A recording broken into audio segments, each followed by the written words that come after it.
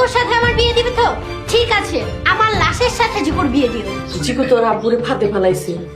তুই যদি জিকুরে বিয়ে করতে রাজি থাকস তাহলে তোর আব্বু আর এই পরিবার বাচ্চা যাবে। Are you mad? আম্মু, এই কথা বলতে তোমার একটু আটকালো না?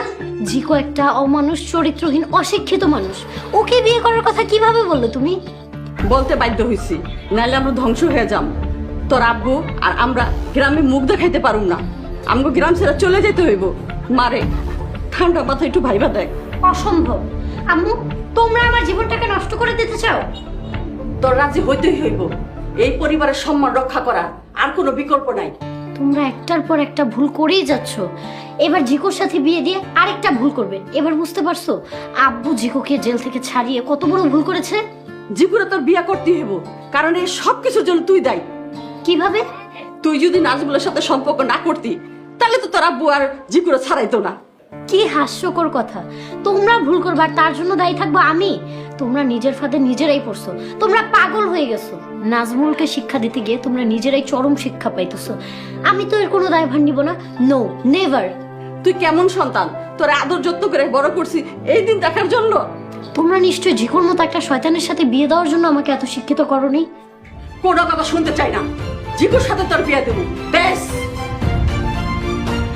আমারও শেষ কথা শুনে যাও। জিকোর সাথে আমার বিয়ে দিবে তো ঠিক আছে, আমার লাশের সাথে জিকোর বিয়ে দিও।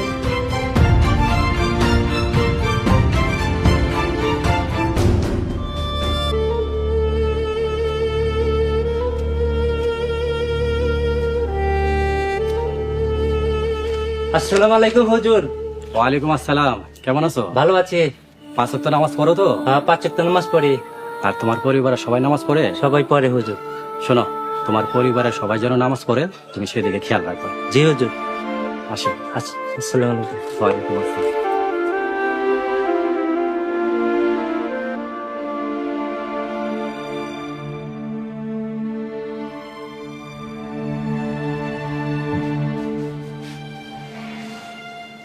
পিঙ্কির মা, খবর কি?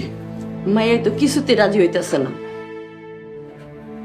পিঙ্কি যদি জিকরে বিয়ে করতে রাজি না হয় তাইলে আমার আত্মহত্যা করা ছাড়া আর কোনো উপায় থাকবে না। তুমি যেমনি হোক পিঙ্কির এই বিয়েতে রাজি করাও। বড় ভুল হয়ে গেছে। ওই শয়তান জিকুরে জেল থেকে ছাড়ায় না। লিপি বেগম, যা হবার হয়ে গেছে, এ নিয়ে এখন হাজার কানলেও দেয়ালে মাথা ঠকে ঠকে মরলে কোনো লাভ হইব না।